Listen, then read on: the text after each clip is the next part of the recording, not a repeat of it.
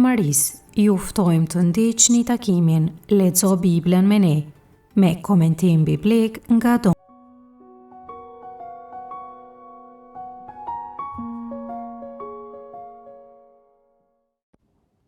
Te takimi i sotshëm Lexo Biblën me ne, do të lexojmë pjesë nga libri i Zanafillës, kapitujt 1 dhe 2. Tekstin do të lexoj Anderina Palushi nga Prishtina, ndërsa një katekez mbi këtë tekst do të ofroj Kimete Klenja nga Lezhë.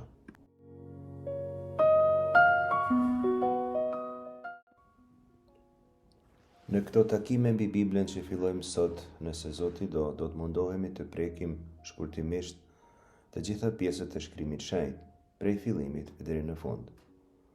Është e kuptueshme se nuk mund ta lexojmë krejt Biblën, por do të përzgjellim, lexojmë dhe komentojmë disa prej pjesëve më të rëndësishme të secilit libër të Biblës. Edhe për pjesët që përzgjellim nuk do të themi gjithçka që mund të thuhet. Edhe këtu do të zgjellim tema të caktuara, duke vënë theksin të ato që na duken më të rëndësishme dhe në to do të ndalemi, sidomos tek teologjia që prekin. Do të ndalemi edhe mbi gjitha të elementet aktuale të kësaj teologjie, që prekin jetën tonë përditshme, të botës së sotshme e të shoqërisë së sotshme. Dëshira jonë është që ta paraqesim shkrimin shenjtë sa më qartë, ta përhapim shkrimin shenjtë, t'ju nxisim ta lexoni dhe t'ju ndihmojmë ta kuptoni më mirë. Shpresojmë t'ju ndihmojmë të dashuroheni me fjalën e Zotit. Shpresojmë t'ju transmetojmë pasionin që kemi ne për fjalën e Zotit, ne që po lexojmë me ju. Sot filloj me leximin nga Zanafilla kapitujt 1 dhe 2, por para se të lexojmë disa pjesë të saj, ta bëjmë fillimisht një hyrje sintetike tek pesëlibërshi. Pjesa e parë e Biblës përbëhet prej atyre që quhen pesë librat e Mojsiut, kështu e quhen sidomos tradita hebraike. Termi pesëlibërsh përmbledh pesë librat e parë të shkrimit shenjtë: Zanafillën, librin e Daljes, librin e Levitikut, librin e Numrave dhe librin e Ligjit të Përtrirë. Fjala pesëlibërsh në traditën latine vjen nga themeluesi i teologjisë perëndimore, nga një prej teologëve dhe apologjetëve më të rëndësishëm të krishterë të shekullit të dytë, Tertulianit. Sipas tij, pesëlibërshi ishte një libër i vetëm, Pentateukus liber, libri i pesë librave, sepse thelbi i tij është i përbërë prej normave ligjore. Mirë po, termi Pentateukus është në origjinë greke.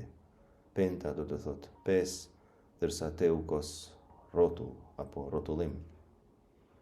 Rrotulli si formë e ruajtjes së teksteve përdorej në kohë të lashta shumë përpara shpikjes së shtypshkronjës, që siç e dim ka ndodhur vonë në Gjermani, në qytetin Mainz, në mesin e shekullit 15 nga Johannes Gutenberg. Para se ky ta fabrikonte shtypshkronjën e parë, shkrimi realizohej kryesisht mbi pergamena dhe mbi papir. Pergamenat përgatiteshin nga lëkurat e rregjura të baktive, sidomos të viçit, por edhe të deles ose të dhis.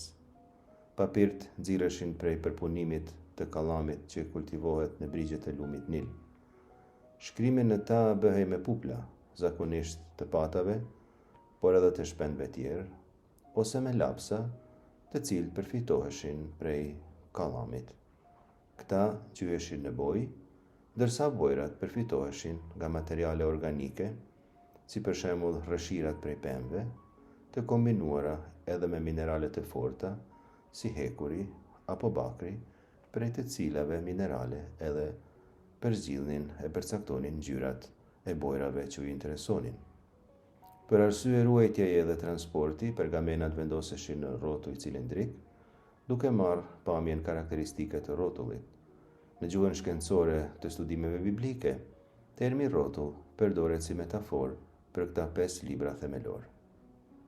Kjo hyrje e shkurtër rreth pesëlibërshit do të strukturohet në 5 pjesë. Pjesa e parë do të paraqesë disa çështje të përgjithshme, e dyta një përmbledhje të përmbajtjes së këtyre 5 librave, e treta do të identifikojë pikat kryesore teologjike të tyre, e katërta do të jetë sqarimi i strukturës narrative të pesëlibërshit, e pesta theksimi i disa elementeve të lashta që mbeten aktuale edhe sot. Disa çështje të përgjithshme. 5 libërshi përbën themelin e shkrimit shenjtë, si për traditën hebraike, ashtu edhe për atë të krishterë. Hebrejt e quajnë Tora, term që zakonisht përkthehet me fjalën shqipe ligj, dhe deri në një mas të caktuar me të drejtë, pasi ky korpus përfshi një numër të konsiderueshëm ligjesh. Megjithatë, duke u nisur nga etimologjia e fjalës hebraike yara, është më e përshtatshme të kuptohet si mësim, udhërrëfim apo orientim. Fjala nënkupton transmetimin autoritativ të dijes nga dikush i pajisur me autoritet të madh shpirtëror dhe moral, i cili paraqet këto mësime në formë urdhërimesh. Zoti pra nuk duhet kuptuar si dikush që jep urdhra me egërsi apo arbitraritet, një keqkuptim i mundshëm nëse 5 librat e shkrimit lexohen jashtë kontekstit të tyre teologjik. Urdhërimet hyjnore paraqiten si mësime që Ati dhe Krijuesi i jep popullit të vet për të mirën e tij. Koleksioni i 5 libërshit përfshi një har kohor që nis në amshimin e vethyjit dhe shtrihet deri në afrimin e popullit të Izraelit pranë Jerihonit, pak para hyrjes në tokën e premtuar. Brenda këtij korpusi përshkruhen 2 origjina themelore: origjina e jetës së çdo gjallëse me theks të veçantë tek njeriu dhe origjina e popullit të Izraelit. Në të dyja rastet, Zoti shfaqet si iniciator dhe krijues. Pika e dytë, një përmbledhje e 5 librave të Mojsiut. Zanafilla paraqet krijimin e gjithçkaje ex nihilo.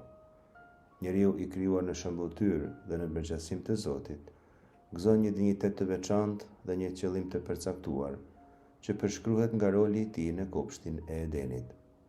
Megjithatë, mëkati shfaqet mbi tokë në forma të ndryshme: Adami dhe Eva, Kaini, njerëzit e kohës së Noehut, përfshirë vetë Noehun pas përmbytjes, si edhe ndërtuesit e kullës së Babelit, të gjithë mëkatnojnë në një farë mënyre, njëri më rënd se tjetri. Në këtë tablo, njerëzimi ecën drejt vetë shkatrimit, sepse ka krejt pak të drejtë, si Abeli ose Noehu me familjen e tij. Prandaj Zoti ndërhyn duke thirrur Abrahamin. Përmes këtij patriarku ai formon popullin e Izraelit, i cili do të shërbejë si instrument shpëtimi për të gjitha kombet. Këtyre temave do të rikthehemi gjatë komentimit të kapitujve përkatës të Zanafillës. Libri i Daljes përshkruan lirinë e popullit të Izraelit nga skllavëria e Egjiptit. Mojsiu bëhet figura qendrore e tregimit nga ky moment e deri në fund të 5 libërshit. 10 plagët e Egjiptit shfaqin fuqinë e Zotit mbi çdo fuqi tjetër, qofshin ato idhuj pagan apo struktura politike. Në Sinai Zoti lidh beslidhjen me popullin e vet, e simbolizuar kjo në mënyrë konkrete me dhënien e 10 urdhërimeve. Këtu Zoti zbulohet si çlirimtar që dëgjon zërin e të shtypurve dhe ndërhyn me vendosmëri në histori. Libri i Levitikut paraqet udhëzime të detajuara mbi ritualin, sakrificën dhe jetën e shenjtë. Në qendër të tij qëndron urdhrimi jeni të shenjtë, sepse unë jam i shenjtë. Ky libër thekson se marrëdhënia me Zotin kërkon një stil jete të rregulluar, të shenjtëruar dhe të orientuar drejt fesë, ku çdo dimension i jetës ka ndikim tek shpirti i njeriut. Libri i Numrave përshkruan udhëtimin e gjatë dhe sfidues të popullit nga Sinai deri në kufijtë e Kanaanit. Ky udhëtim është i ngarkuar me paradokse. Nga njëra anë, ankesat dhe mosbesimi i popullit e përshkruajnë popullin plot me mungesë besimi në provaninë hyjnore. Kurse nga ana tjetër, durimi, besnikëria dhe kujdesi i Zotit i jep kohë popullit ta kuptojë hirin që Zoti po i ofronte. 40 vitet e shkretëtirës shfaqen si periudhë formimi, disipline dhe përgatitje shpirtërore. Ligji i përtrirë, që në greqisht quhet Deuteros Nomos, që do më thënë një ligji i dytë, përmbledh dhe reinterpreton beslidhjen për brezin e ri, që gjendet në prag të hyrjes në tokën e premtuar. Mojsiu u jep atyre një mësim themelor: bindja ndaj Zotit sjell jetë dhe bekim, ndërsa mosbindja sjell vdekje dhe shkatrim. Ligji paraqitet jo si barr, por si dhuratë hyjnore, që siguron jetë të lumtur dhe të drejtë. Pikat kryesore teologjike të pesëlibërshit. Pika e parë, Zoti është krijues. Tek libri Zanafillës, Zoti shfaqet si ai që krijon gjithçka prej asgjëje. Zoti nuk është pjesë e natyrës, por krijuesi i saj. Ai jep jetë dhe qëllim secilës gjë që ka krijuar. Kjo kulmon, siç do ta shohim, me krijimin e njerëzit. Gjatë historisë së shkencës janë dhënë teori të ndryshme për prejardhjen e njerëzit, si për shembull teoria famshme e Charles Darwin, se gjinia njerëzore ka evoluar prej ndonjë qenie të gjallë më primitive. Shkrimi i shenjtë thekson dy gjërat e qarta. E para, se njeriu është krijesë e Zotit. Dhe e dyta, se kjo krijesë e Zotit është e menduar prej krijuesit në shëmbulltyrën dhe përgjasimin e vetë atij. Me fjalë tjera, se para aktit të parë të krijimit të Zotit, në univers nuk ka pas dhe nuk ka pas mundësi të ketë qenie të gjalla që qenien e vetë ta kenë marrë prej vetvetes apo prej kombinimit të proceseve të ndryshme, çfarë do qofshin këto procese. Pika e dytë, beslidhja si marrëdhënie dashurie me Zotin. Në zemër të pesëlibërshit qëndron koncepti teologjik i beslidhjes, një marrëdhënie unike dhe e pacenueshme midis Zotit dhe popullit të tij. Kjo marrëdhënie nuk është simetrike, kuptohet.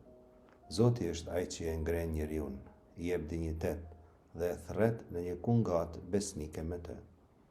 Beslidhja shpreh dashurinë e pakufishme të Zotit për krijesat e veta. Një temë që për të krishterët arrin plotësinë e saj, në beslidhjen e re dhe të amshuar që Zoti ka lidhur me njerëzimin përmes flisë bashkore të Krishtit. Në shpjegimet tona mbi beslidhjen e re, do të kthehemi shpesh te ky element teologjik. Pika e tretë, teologjia e lirisë ose teologjia e çlirimit. Me përjashtim ndoshta të librit të ligjit të përtrirë, që në këtë çështje është pak i veçantë, siç do ta shohim kur ta lexojmë, librat tjera paraqesin Zotin si të pranishëm në historinë njerëzore. Zoti konsiderohet i afërt dhe i prekshëm, jo i largët ose i paarritshëm. Ai është pjesë konkrete e përvojës njerëzore, nuk është sajim teorik. Zoti sheh shtypjen, dëgjon britmat e popullit dhe vepron fuqishëm. Ky vizion themelon një teologji çlirimi që përshkon gjithë shkrimin shenjtë. Zoti ndërhyn gjithmonë për të çliruar ata që gjenden në çfarëdo skllavrie. Pika e katërt, teologjia e tokës së premtuar. Toka e premtuar nuk është vetëm një hapësirë gjeografike, pak a shumë e gjerë, që ka disa kufi, por është sidomos simbol i besnikërisë së Zotit. Premtimi ndaj Abrahamit shtrihet përmes brezave dhe lidhet ngushtë me besimin dhe dëgjesën ndaj krijuesit. Trashëgimi i saj varet prej besnikërisë ndaj premtimeve. Toka bëhet një kategori qendrore teologjike që profetët e mëvonshëm e përdorin për të reflektuar mbi mërgimin, gjykimin dhe restaurimin e Izraelit pas shpërnguljes në Babiloni. Cila mund të jetë një përmbledhje e kornizës narrative të këtyre 5 librave? Zanafilla kapitujt 1-11 përshkruan krijimin, mëkatin e njerëzit, përmbytjen dhe kullën e Babelit, tekste themelore që trajtojnë pyetjet rreth origjinës së jetës, së mirës e të keqes. Zanafilla kapitujt 12-15 përqendrohet tek patriarkët, Abrahamin, Izakun dhe Jakobin, si edhe në tregimin e Jozefit që shpjegon arsyet e zhvendosjes së familjes patriarkale në Egjipt. Dalja, kapitujt 1-12, përqendrohet në prejardhjen dhe misionin e Mojsiut, si edhe në rritjen e popullit dhe skllavërimin e tij. Nga Dalja, kapitulli 13 deri tek Ligji i Përtrirë, kapitulli 34, përshkruhet udhëtimi në përshkretir, dhënia e 10 urdhërimeve, ndërtimi i tabernakullit dhe historia e vazhdueshme e besimit, kundërshtimit dhe mëshirës hyjnore. Dhe në fund disa elemente aktuale të pesëlibërshit. Përveç vlerës së tij fetare, pesëlibërshi ka ndikuar mjaft në zhvillimin e qytetërimit. Po japim 3 fusha ku pesëlibërshi ka aktualizim edhe sot.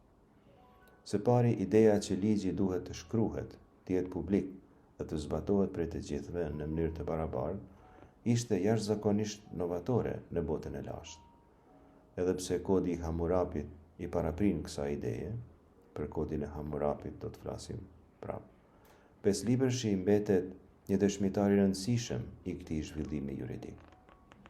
Së dyti, kulturat e lashta kishin një vizion ciklik të kohës. Sipas tyre, gjërat që ndodhnin në kohë përcaktoheshin si pjesë e një sistemi që, si të ishin të lidhura për një bosht, kishin tendencën të përsëriteshin. Pesë librat e parë të Biblës e paraqesin historinë si një lëvizje që me terme teknike quhet teleologjike. Historia, sipas shkrimit të shenjtë, nuk ka karakteristika ciklike, por ka një drejtim dhe don të arrijë një qëllim, e ky qëllim është vetë Zoti. Së treti, dinjiteti njerëzor dhe etika e jetës burojnë nga mësimi se njeriu është krijuar në shëmbulltyrën e Zotit. Kjo ide ka pasur dhe ka ndikim të madh në etikën, filozofinë dhe mendimin perëndimor. Njeriu duhet nderuar dhe respektuar veç prej faktit se është njeri dhe nuk është e mundur të shërbehet Zotit nëse paralelisht nuk i shërbehet edhe njeriu. Për këtë arsye, pesëlibërshi mbetet një lexim thelbësor për të kuptuar jo vetëm strukturën e Biblës, por edhe themelet e mendimit, ligjit dhe moralit perëndimor. Nga libri i Zanafillës, kapitulli i parë, rreshtat 1 deri në 8. Në fillim hyi krijoi qiellin e tokën. Toka ishte e shkretë dhe e zbrazët. Teri e mbulonte humnerën dhe fryma e hyjit endej përmbi ujëra. Hyi tha: "Le të bëhet drita." Dhe drita u bë. Hyi pa se drita ishte gjë e mirë dhe e ndau dritën nga teri. Hyi e quajti dritën ditë, kurse terin natë. Dhe u bë mbrëmje mëngjes dita e parë. Hyi tha edhe: "Le të bëhet ndërmjet ujrave kupa e qiellit, dhe le t'i ndaj ajo ujrat prej ujrave." Hyi bëri kupën e qiellit dhe i ndau ujrat që ishin nën kupën e qiellit prej atyre që ishin përmbi kupën e qiellit. Dhe u bë ashtu. Hyi e quajti kupën e qiellit qiell. Dhe u bë mbrëmje mëngjes dita e dytë. Këto pra janë fjalët e para të Biblës. Në fillim Zoti krijoi qiellin dhe tokën. Tani shtrohet pyetja: në fillim të çkahit? Shprehja hebraike bereshit, në fillim, nuk ndihmon për ta përcaktuar objektin e krijimit, edhe pse kundrinorin e drejtë, qiellin dhe tokën, i gjejmë në tekst. Patjetër se nuk është gabim të thuhet se Zoti në fillim krijoi qiellin e tokën. Por gjuhëtarët mendojnë se këto një përkthim më i mirë do të ishte ky: kur Zoti filloi për të krijuar qiellin dhe tokën, ajo, pra toka, ishte bosh dhe e thatë. Tokfjalshin qiellin dhe tokën duhet ta kuptojmë si merizem, pra me një figurë letrare që në bisedë përmend ekstremet, por kështu ka qëllim të përfshijë në të njëjtën bisedë pa i përmendur edhe elementet e bisedës që ndodhen midis këtyre ekstremeve. Mund ta kuptojmë kështu rreshtin e parë të Biblës. Kur Zoti filloi të krijojë qiellin, tokën dhe gjithçka është në mes, toka ishte e shkretë dhe e thatë. Funksioni i këtij merizmi është të thojë se s'ka asgjë që ka ndonjë esencë që të mos jetë e krijuar prej Zotit, përfshirë edhe kufijtë e krijesës, qiellin dhe tokën. Zanafilla kapitulli 1, rreshtat 2 deri në 8, përshkruan 2 ditët e para të veprës krijuese. Tek rreshti 2, Zanafilla vijon me shprehjen e njohur hebraike, por edhe misterioze, tohu vavohu. Kjo shprehje e përshkruan tokën si të thatë dhe të shkretë. Fjala e parë, tohu, e ka kuptimin e kotësisë, të boshllëkut, ndërsa e dyta, vohu, referon errësirën, shkretiren, shkatrimin. Janë edhe sinonime në një farë mënyre këto dy fjalë.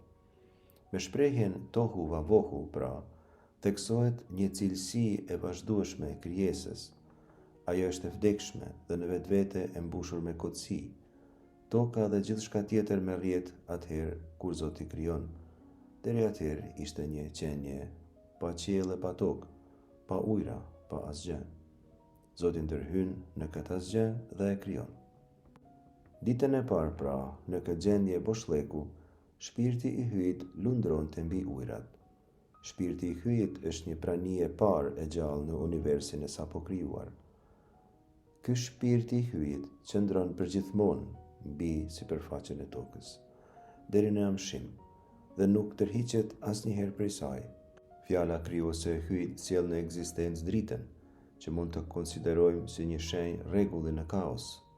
Drita ndahet nga errësira dhe të dyja emërtohen ditë dhe natë, duke themeluar strukturën e parë themelore të kosmosit, kohën. Ky proces nënvizon kalimin e realitetit nga boshllëku, mungesa e formës dhe nga kaosi drejt rregullit. Rreshtat 6 deri në 8, që përshkruajnë ditën e dytë të krijimit, në këto rreshta hyi krijon hapësirën ose kupën qellore, rakia në hebraisht, duke ndarë ujërat e sipërme nga ujërat e poshtme. Kjo hapësirë emërtohet qiell. Në kozmologjinë e lashtë të lindjes së afërme, ky konceptim pasqyron idenë e një universi të strukturuar në disa shtresa, ku ujërat e sipërme shpjegonin fenomenet atmosferike, sidomos shiun, ndërsa ujërat e poshtme përfaqësonin detet, burimet dhe rezervuaret nëntoksore. Por, kur të flasim për tregimin e përmbytjes, do ta shpjegojmë më mirë këtë mentalitet të lashtë. Është me interes të theksohet se dita e dytë është e vetmja ditë e krijimit që nuk përfundon me formulen dhe hyi pa se ishte gjë e mirë, siç përfundojnë ditët tjera. Tek krijimi i njeriut, për shembull, thuhet se hyi pa se ishte gjë shumë e mirë. Kjo sepse jemi akoma në fillimet e krijimit, se ka akoma punë që krijimi të përsoset. Nuk mjafton që të krijohet qielli dhe toka, duhet të bëhen edhe disa ndërhyrje tjera mbi rrozullimin që Zoti kishte krijuar. Nga libri i Zanafilës, kapitulli i parë, rreshtat 26 deri 28. Hyi i tha: le ta bëjmë njeriun në shëmbulltyrën e në përngjasimin ton, që të jetë zotrues i peshqve të detit, i shpendëve të qiellit, i kafshëve, i mbar tokës dhe i çdo zvaraniku që zvaritet mbi tokë. Hyi krijoi njeriun në përngjasimin e vet. E krijoi në përngjasimin e hyjit. E krijoi mashkull e femër. Hyi i bekoi dhe u tha: shtohuni e shumohuni, e mbusheni tokën dhe sundojeni atë. Bëhuni zotrues e peshqve të detit, të shpendëve të qiellit dhe të çdo gjallëse që lëviz përmbi tokë.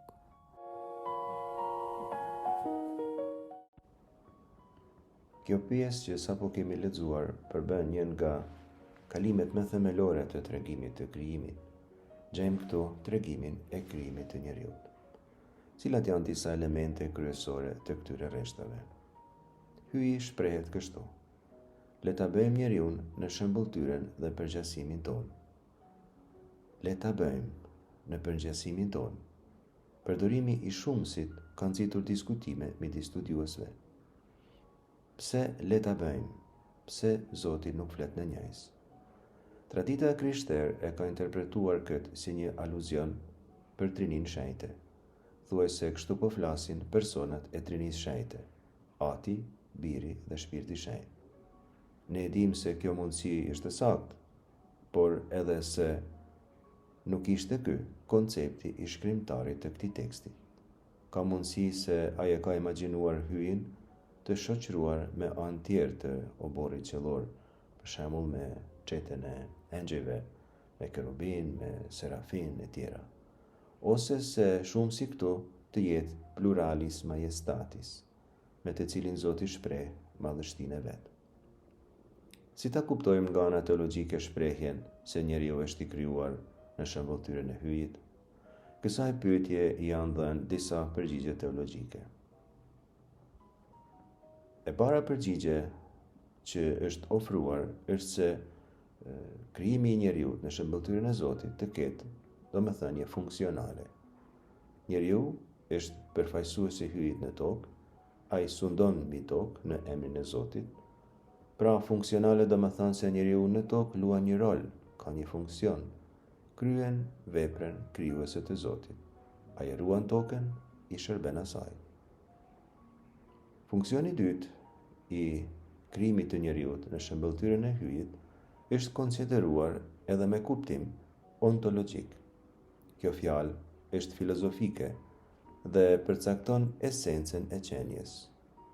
Duke kuptuar krijimin e njeriut me domethënie ontologjike, ai konceptohet si dikush që ka aftësi të veçanta intelektuale, morale dhe shpirtërore që krijesat tjera nuk i kanë dhe kështu i përgjet hyjit. Kjo patjetër nuk do të thonë se njeriu është si Zoti, por se ai shëmbëllen qartësisht këto atribute të Zotit. Funksioni i tretë është relacional.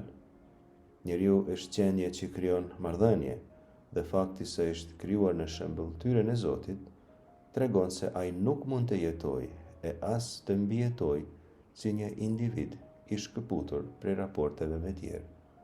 Kjo i siguron atij edhe aftësinë të hyjë në bashkim të plotë me Zotin, sikurse Zoti edhe njeriu hynë në marrëdhënie me krijimin e me krijesat.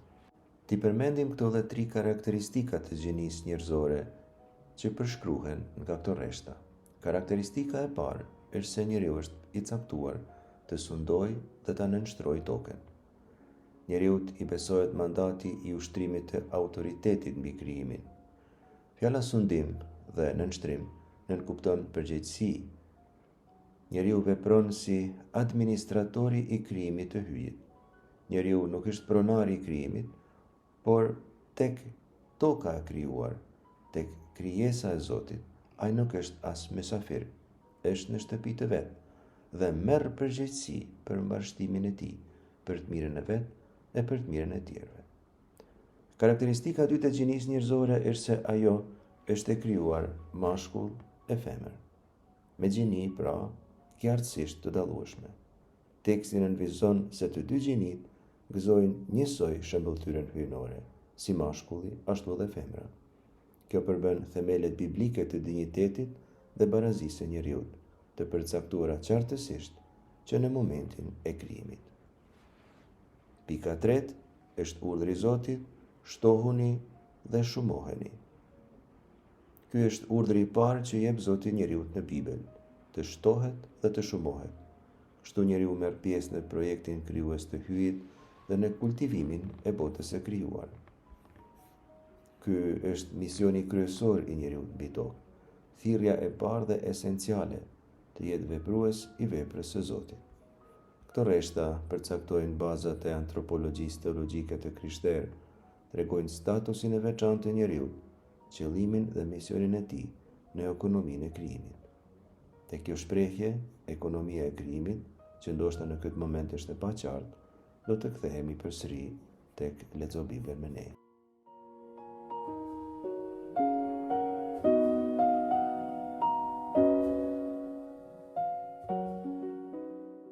Nga libri i Sanafillës, kapitulli 2, rreshtat 21 deri 24. Prandaj Zoti hyj i lëshoi njeriut një gjumë të rëndë. Pasi e zuri gjumi, i anëzori një brinjë dhe vendin e saj e mbushi me mish. Zoti hyj e përftoi gruan prej brinjës që ja kishte nxjerrë njeriut dhe e solli te njeriu. Atëherë njeriu klidhi. Kjo tani është ashti i eshtrave të mi dhe mishi i mishit tim.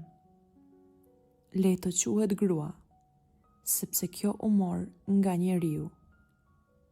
Për këtë arsye, njeriu do të lërë të atin dhe të ëmën e vet, dhe do të jetoj bashk me gruan e vet, e do të bëhen një trup i vetëm.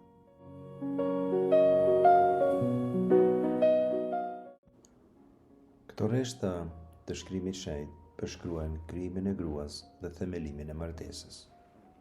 Zoti e ve Adamin në një gjumë të thellë, merr një nga brinjët e tija ose një anë të tijen dhe prej saj formon gruan.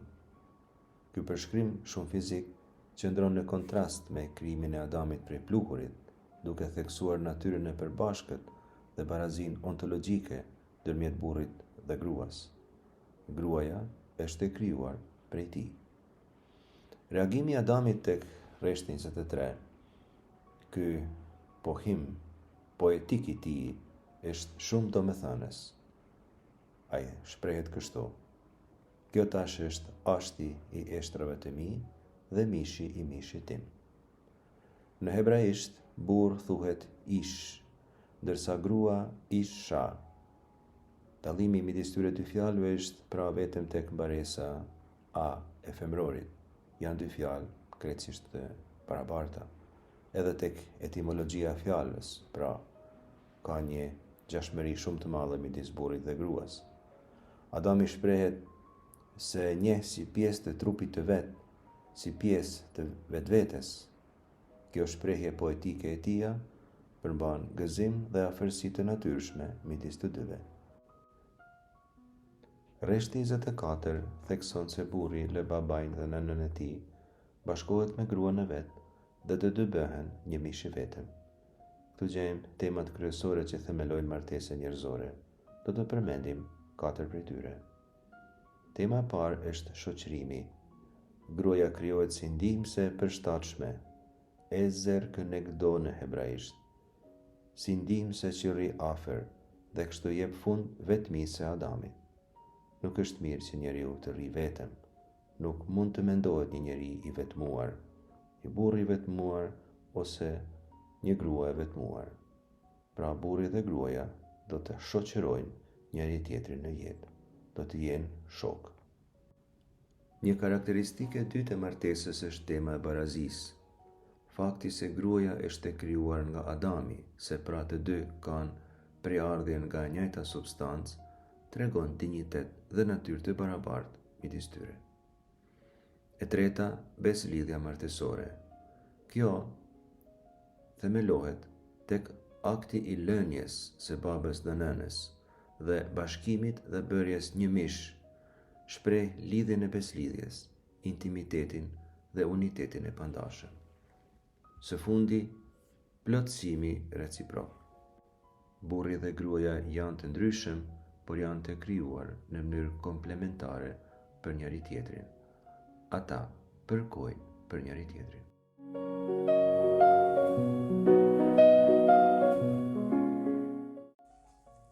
Çdo njeri në çdo kohë dhe kulturë është përballur dhe përballet me misterin e origjinës dhe të fatit të vet përfundimtar. Pyetja mbi origjinën nuk është thjesht shkencore, kur dhe si, por ekzistenciale dhe morale. A është universi fryti i rastësisë, një fati të verbër apo i një krijuesi transcendent të mirë dhe inteligjent? Pse ekziston e keqja? A ka shpresë për shlirimin nga vuajtja? Kjo mahnitje e njeriut përballë krijimit që e rrethon shprehet në pyetjen biblike tek Psalmi 8 rreshti 5 që thotë: çfarë është atëherë njeriu që ta kujtosh? Kapitujt 1 dhe 2 të librit të Zanafillës paraqesin rrëfime plotësuese të krijimit, duke përdorur gjuhë simbolike të thellë për të përcjellë të vërteta thelbësore mbi hyjin si burimi i gjithçkaje që ekziston, mirësinë dhe rendin e brendshëm të universit, dinjitetin e lartësuar të njeriut që është i krijuar sipas shëmbëltyrës së hyjit. Ky tekst vendos edhe themelin e historisë së shëlbimit. Këto tekste, të vendosura në fillim të shkrimit të shenjtë, pohojnë se hyji i amshuar i dha një fillim gjithçkaje jashtë vetvetes, ex nihilo. duke krijuar një kozmos të rregulluar që kulmon në njerëzimin, ku gjithçka shihet si dhuratë e orientuar drejt bashkimit hyjnor. Të dy këto kapituj e zbulojnë hyjin si burimin e përjetshëm dhe transcendent të gjithë realitetit ex nihilo, pra prej asgjës. Në fillim hyji krijoi qiellin dhe tokën. Kështu fillon pra Bibla, i cili vetëm sjell rend e rregull nga kaosi pa formë përmes fjalës së tij të fuqishme. Le të bëhet drita, dhe drita u bë. Kjo e vërtet themelore pohon sovranitetin absolut të hyjit. Asgjë nuk ekziston në mënyrë të pavarur prej tij, dhe i gjithë kozmosi, origjina, rendi, mirësia dhe qëllimi i tij e gjen kuptimin dhe qëllimin e vet në marrëdhënie me krijuesin. Rrëfimet i shprehin këto realitete me gjuhë solemne dhe simbolike, duke i dhënë përparësi të vërtetave teologjike në vend të mekanizmave shkencor. Shumë njerëz i drejtohen shkencës për t'i dhënë shpjegim krijimit dhe fenomeneve të tij. Edhe pse shkenca moderne dhe feja e krishterë i afrohen realitetit në mënyra të ndryshme, duhet të kujtojmë se ato nuk janë domosdoshmërisht kundërshtuese. Në fakt, feja i jep kuptim dhe qëllim aty ku shkenca përshkruan mekanizma. Zbulesa e krishtere paraqet krijimin si akt dashurie të hyjit dhe jep një shpjegim të qëndrueshëm për origjinën dhe fatin e njeriut, brenda dashurisë dhe përkujdesjes hyjnore. Siç thoshte edhe Shën Benedikta e Kryqit, filozofe që vdiq në Auschwitz. Si feja, ashtu edhe shkenca të çojnë tek Zoti, por feja pak më shpejt. E vërteta mbi krijimin është pjesë thelbësore e fesë së krishterë. Ajo njihet qartë vetëm nëpërmjet zbulesës hyjnore. Jashtë Biblës, kjo e vërtet gjendet vetëm në mënyrë të paqartë në mitet e lashta dhe mungon në filozofinë klasike dhe tek mendimtarë të mëdhenj si Platoni dhe Aristoteli. Arsyeja njerëzore mund të kuptojë se bota varet nga absoluti, por vetëm zbulesa e shpall këtë varësi si krijim nga hyji. Prandaj, krijimi është një e vërtet feje. Kjo e vërtet shpallet që në fillim të besojmave të krishtera, si në besojmën e apostujve dhe në besojmën e Nikes. Besoj në hyjin krijuesin e qiellit e të tokës. Pra, hyji është krijuesi i gjithçkaje, i botës së dukshme, qenieve shpirtërore dhe i shpirtit të pavdekshëm të çdo njeriu. E vërteta e krijimit nuk flet vetëm për origjinën e botës, por zbulon kush është hyji, krijuesi. Nëpërmjet profetëve dhe në mënyrë të plot pastaj nëpërmjet birit, hyji ka zbuluar jo vetëm se ai e ka krijuar botën, por edhe se çfarë do të thotë të jesh krijues. Shkrimi i shenjtë është i mbushur me këtë të vërtetë. Krijim do të thotë të bësh diçka nga asgjëja, creatio ex nihilo. Hyji nuk përdor në një materi të mëparshme. Ai është parimi i vetëm dhe i drejt për drejt i qenies. Çdo krijesë detyrohet plotësisht hyjit për ekzistencën e vet. Megjithse hyji është transcendent, ai është edhe i pranishëm në krijesë përmes fuqisë së tij krijuese. Kjo prani nuk e zvoglon madhështinë e tij, por e shfaq atë. Hyji krijues, i cili nga asgjëja e thirrri botën në ekzistencë, jo vetëm që krijon gjithçka, por ai edhe e mban gjithçka në ekzistencë. Të krijosh do të thotë të japësh, dhe mbi të gjitha të japësh ekzistencë. Hyji krijon sepse do, dhe ai që do dashuron. Dashuria e hyjit është pa interes, nuk kërkon përfitim, por që e mira të ekzistojë, të rritet dhe të lulëzojë. Krijimi është vepër e urtisë hyjnore. E vërteta e fesë mbi krijimin i kundërshton teoritë materialiste, të cilat e shpjegojnë botën vetëm si fryt të rastësisë dhe domosdoshmërisë. Në tekst shfaqen shenjat të Trinisë së Shenjtë. Përdorimi i shumësit, ta bëjmë njeriun sipas shëmbëltyrës son, tek Zanafilla 1:26, flet për një këshillim brenda hyjnor, ndërsa krijimi paraqitet si vepër e përbashkët e Atit, Birit përmes fjalës dhe Shpirtit që rri pezull mbi ujërat, Zanafilla 1:2. Kisha rrëfen një parim të vetëm hyjnor në krijim, ku secili person i Trinisë së Shenjtë vepron sipas vetive të veta të veçanta.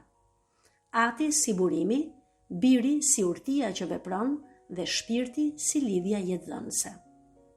Siç më thon Shën Augustini, Krijimi mban brenda vetes gjurmët e trinisë. Bota është logjike, sepse është krijuar nga fjala logos, ikonike, sepse pasqyron birin, shëmbëltyrën e Atit, dhe dhurat, sepse është fryt i dashurisë së Shpirtit Shenjtë. Krijimi është vepër e dashurisë trinitare. Universi buron nga dashuria e përjetshme e Atit, Birit dhe Shpirtit Shenjtë. Ai ekziston sepse e ka dashur Hyi dhe vazhdon të ekzistojë pikërisht sepse Hyi e do. Krijimi ka modelin e vet në lindjen e përjetshme të Birit, Fjalës, dhe burimin e vet në dashurinë që është Shpirti i Shenjtë.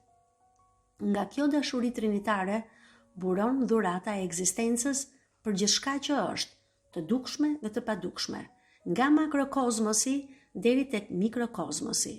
Çdo krijesë merr pjesë falas në këtë dhuratë.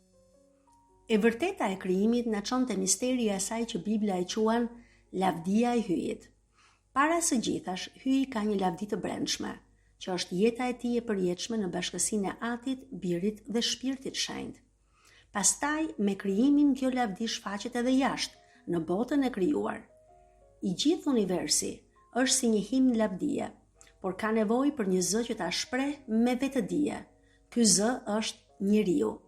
Ai është thirrur të jetë zëdhënësi i krijesave, ai që e lavdëron Hyin dhe shpall madhështinë e veprave të tij. Në këtë kontekst del natyrshëm pyetja: po pse krijon Hyi? Siç mëson Koncili i Parë i Vatikanit, Hyi nuk krijon sepse ka nevojë për botën. Ai është plotësisht i përsosur dhe asgjë nuk mund t'i shtojë asgjë. Hyi krijon lirisht nga dashuria dhe për të shfaqur urtinë dhe mirësinë e tij. Krijesat nuk e plotësojnë Hyin, por marrin pjesë secila sipas masës së vet në përsosmërinë e tij, që nga qeniet pa jetë deri tek ato të gjalla, e deri tek njeriu dhe qenjet shpirtërore. Qëllimi i parë dhe themelor i krijimit është zbulimi i urtisë dhe dashurisë së Hyjit, do me thënë zbulimi i lavdisë së tij. Çdo krijesë ka kuptim dhe vlerë, sepse vjen nga Hyi dhe kthehet tek ai. Kur flitet për fen, njerëzit priren të kenë frikë prej saj, pasi mendojnë se feja mund ta kufizojë disi lirinë e njeriut ose pavarësinë e shkencës. Pikërisht për këtë çështje ka reflektuar Koncili i Dytë i Vatikanit, veçanërisht në dokumentin Gaudium et Spes. Koncili mëson se është krejtësisht e drejtë të flasim për autonominë e krijimit, nëse me këtë kuptojmë se krijesat kanë ligjet, rendin dhe vlerat e tyre, se njeriu është i thirrur t'i zbulojë, t'i përdorë dhe t'i rregullojë ato me anë të shkencës dhe teknikës, dhe se krijimi shkencor, kur bëhet me ndershmëri dhe etik, nuk bie në kundërshtim me fen. Kjo autonomi nuk e kundërshton fen, por përputhet me vullnetin e krijuesit, sepse Hyi ja ka dhënë vetë krijimit këtë rend dhe qëndrueshmëri. Mirë po, ekziston edhe një kuptim i gabuar dhe i rrezikshëm i autonomisë, kur pretendohet se krijesat nuk varen nga Hyi dhe se njeriu mund ta përdorë botën pa asnjë lidhje me krijuesin.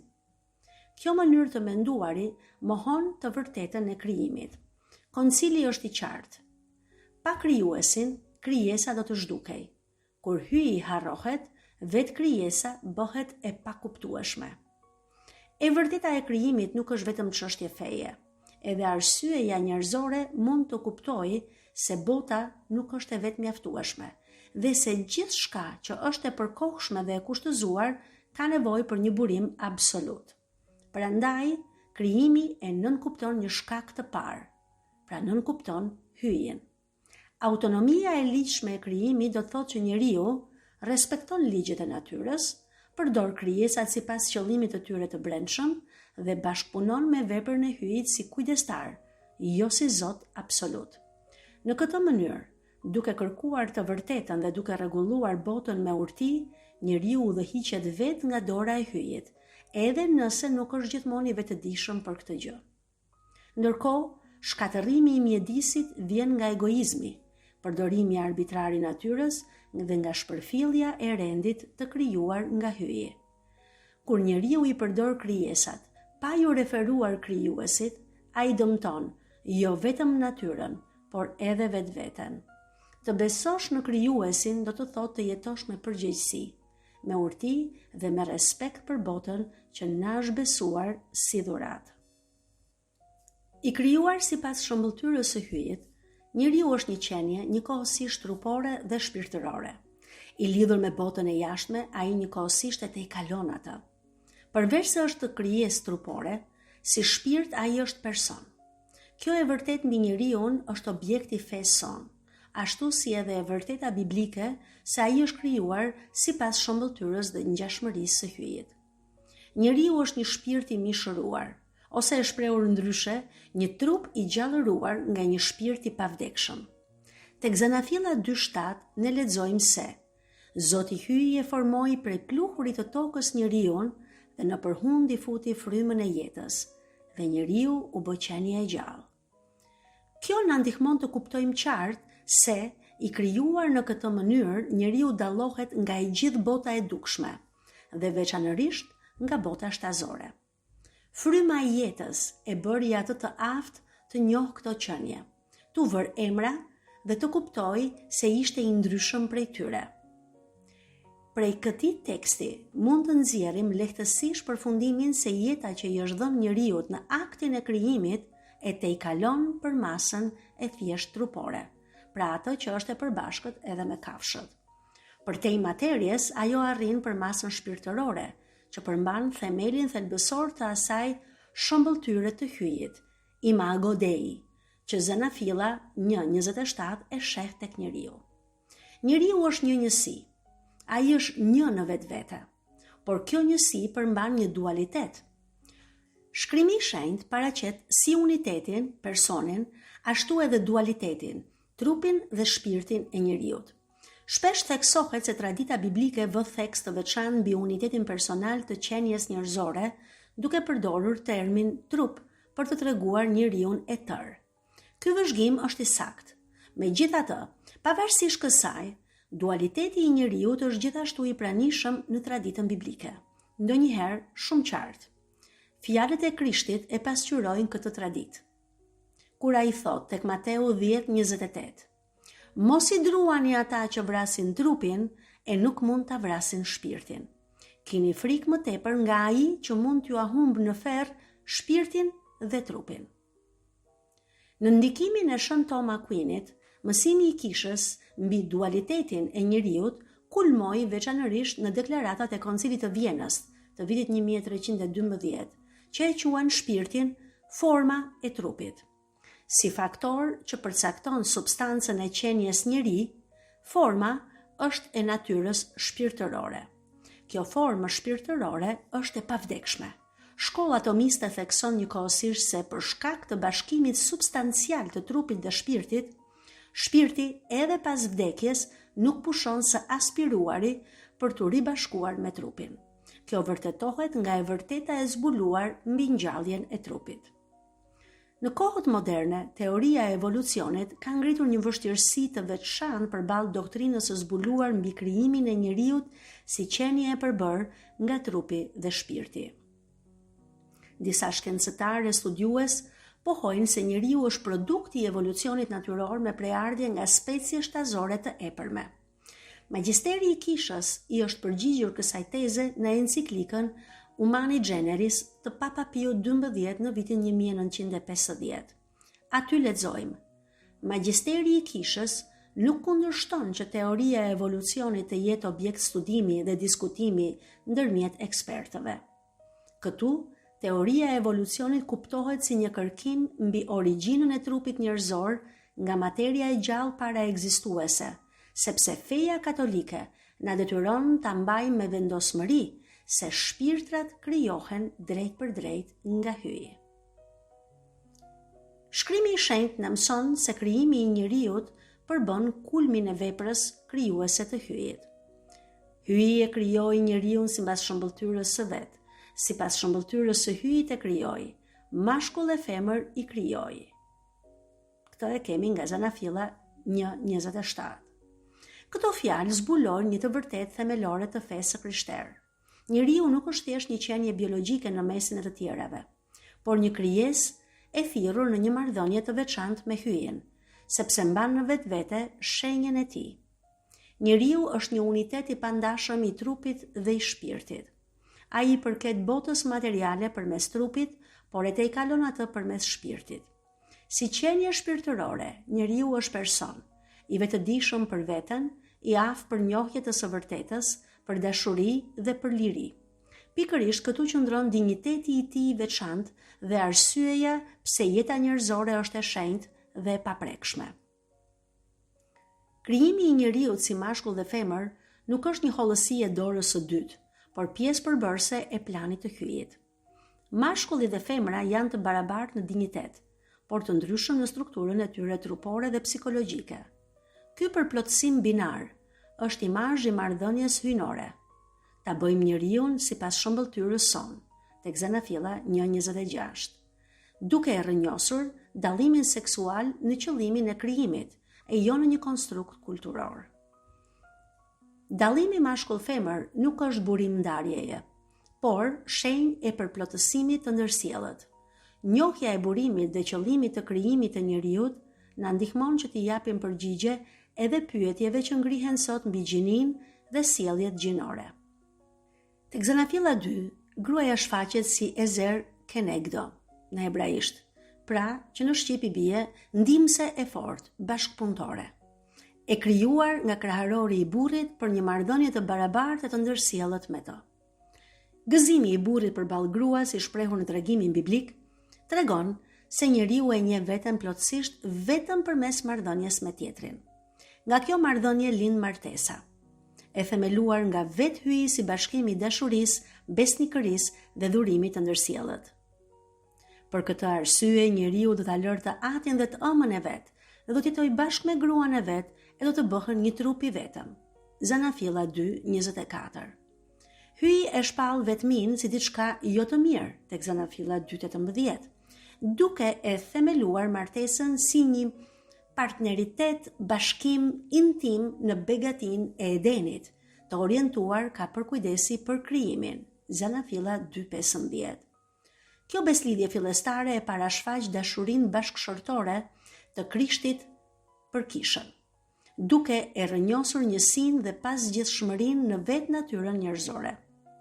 Gjithashtu i vë në pikpyetje lidhjet kalimtare, pra bashkëtesën pakuror, dhe pohon rolin e martesës në përcjelljen e jetës dhe në kultivimin e solidaritetit, të mira që janë të destinuara për mbar njerëzimin. Shtohuni e shumohuni dhe mbusheni tokën, thot Zoti tek Zanafilla 1:28. Dhe kjo shprehje e bekon familjen sikurora e krijimit, ku bashkëshortët bashkëpunojnë në veprën e hyjit, në përkrijim, në edukim dhe në përkujdesje për krejt krijimin. Shpërndarja universale të mirave i mbron familjet nga varfëria, sepse bota u krijua për njeriun. Ajo është e rregulluar për të mirën e bashkëshortëve dhe për përçimin e jetës. Pra, Zanafilla 1:2, pra 2 kapitujt e parë të Zanafillës, e shpallin gjinin, martesën dhe familjen si dhurata hyjnore për themelimin dhe ruajtjen e shoqërisë njerëzore. Këto shkrime i bëjnë thirrje botës së sotme që t'i ruaj me përgjegjësi të lartë këto dhurata, duke e hedhur poshtë çdo lloj ideologjie që e copton këtë rend, me qëllim që të arrihet një ripërtëritje tërësore e shoqërisë. Gjithashtu, këto 2 kapituj na mësojnë se hyji është krijuesi i vetëm dhe i dashur i botës, se krijimi është i mirë dhe se njeriu është i thirrur ta ruajë atë, të jetojë si imago Dei në bashkim me të tjerët dhe të pushojë në adhurim ndaj hyjit, edhe në mesin e vështirësive të jetës. Njeriu është qenie thellësisht marrëdhëniesore, pra që jeton prej marrëdhënieve. Ai është krijuar për marrëdhënie me botën, me njerëzit e tjerë dhe mbi të gjitha me hyjin. Pa marrëdhënie, njeriu as nuk mund të jetojë dhe as nuk mund të zhvillohet plotësisht. Kjo natyrë marrëdhëniesore e tij shprehet në jetën shoqërore, në bashkësinë familjare dhe në thirrjen për solidaritet e dashuri ndaj të tjerëve. Marrëdhënia ndërmjet mashkullit dhe femrës e jetuar në dashuri dhe dhurim të plotë të ndërsjellët pasqyron në mënyrë të zbehtë, por reale, bashkimin e dashurisë në vetë hyjin. Një element thelbësor i shëmbëltyrës së hyjit, imago Dei, në njeriun, është pikërisht arsyeja. Përmes njohjes intelektuale, njeriu është i aftë të kërkojë të vërtetën, të merret me shkencë, me kulturë dhe të reflektojë mbi kuptimin e jetës. Kjo aftësi për të njohur të vërtetën e lidh njeriu me hyjen, sepse e vërteta e ka burimin e saj në të. Bashkë me arsyen, liria përbën një përmas themelore të qenies njerëzore. Njeriu nuk është i determinuar, pra i përcaktuar në mënyrë mekanike, por është i aftë të zgjedhë. Liria e ndriçuar nga ndërgjegjja e bën njeriu përgjegjës për veprimet e tij dhe themel të jetës morale. Fal arsyes dhe lirisë, njeriu është i aftë për beslidhje me hyjen. Ai mund ta njohë hyjen, ta dojë dhe t'i përgjigjet thirrjes së tij. Por ai mund edhe ta refuzojë. Kjo mundësi e dyfisht është shenjë e madhështisë, por edhe e rrezikut të lirisë njerëzore. Megjithatë, hyi nuk e braktis njeriun, që nga krijimi ai hyn në histori për të lidhur një beslidhje shëlbimi me të, e cila do ta gjejë përmbushjen e vet përfundimtare në Krishtin. Zanafillën e kësaj beslidhjeje shëlbimit të hyjit me njeriun e gjejmë pikërisht tek rreshtat që na flasin për krijimin te kapitulli i parë. Në fund të 6 ditëve të krijimit, hyi vendosi shabatin, duke na dhënë kështu shembullin për respektimin e tij. Shabati, e shtuna, është e diela e ngjalljes së Krishtit për ne të krishterët. Për njeriun, mbartja e imazhit të hyjit do të thotë mbartje e përgjegjësisë për ta imituar hyjin në ritmin javor të punës dhe pushimit, që na jepet edhe tek libri i daljes. Këtu nuk bëhet fjalë që hyi u lodh pas krijimit të botës, por që ne kemi nevojë për pushim kur punojmë, duke e imituar atë. Dita e Zotit, që ndahet për adhurimin e hyjit dhe për kundrimin e veprave të tij, është shenjë e beslidhjes së tij me krijimin. Hyi e shenjtëroi ditën e 7, duke na mësuar që ta njohim gjithmonë varësinë tonë të plot nga ai dhe nga provania e tij, dhe që të mos bëhemi sklever të punës. Pastaj, beslidhja e re e interpreton pushimin javor si shenjë të pushimit të përjetshëm që na pret në qiell. Qëllimi i jetës njerëzore ndriçohet nga e vërteta e provanisë hyjnore. Hyi nuk është një krijues i largët, por një Atë i dashur, që kujdeset për çdo krijesë dhe udhëheq historinë drejt përmbushjes. Njeriu është krijuar për ta njohur dhe dashur hyjin në këtë jetë dhe për të qenë i lumtur me të për amshim. Kjo e vërtet i jep kuptim edhe vuajtjes, edhe pasigurisë, edhe pyetjeve më të thella të zemrës njerëzore. Provania hyjnore nuk e shfuqizon lirinë e njeriut, por bashkëpunon me të. Edhe përballë së keqes dhe vuajtjes, besimi na siguron se hyi është i aftë ta nxjerrë të mirën prej tyre dhe ta udhëheq gjithçka drejt qëllimit të dashurisë. Kështu, shpresa e krishterë nuk është një iluzion, por një siguri e rrënjosur në besnikërinë e hyjit. Në përfundim, njeriu i krijuar sipas shëmbëltyrës dhe ngjashmërisë së hyjit është një qenie e thirrur për të jetuar në të vërtetën, në dashuri dhe në liri. Ai është krijesë, por edhe bashkëpunëtor i hyjit, në një histori shpëtimi që shkon drejt përmbushjes përfundimtare. Vetëm duke e njohur këtë thirrje dhe duke jetuar sipas saj, njeriu e gjen kuptimin e plot të jetës së vet dhe shpresën që nuk zhgënjen.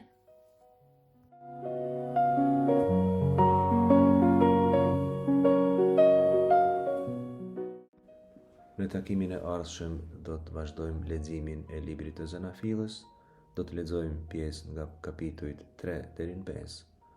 Ju lutemi, lexojeni të shtëpia dhe do ta kuptoni më mirë. Ju falenderojmë për vëmendjen, Zoti ju bekoftë.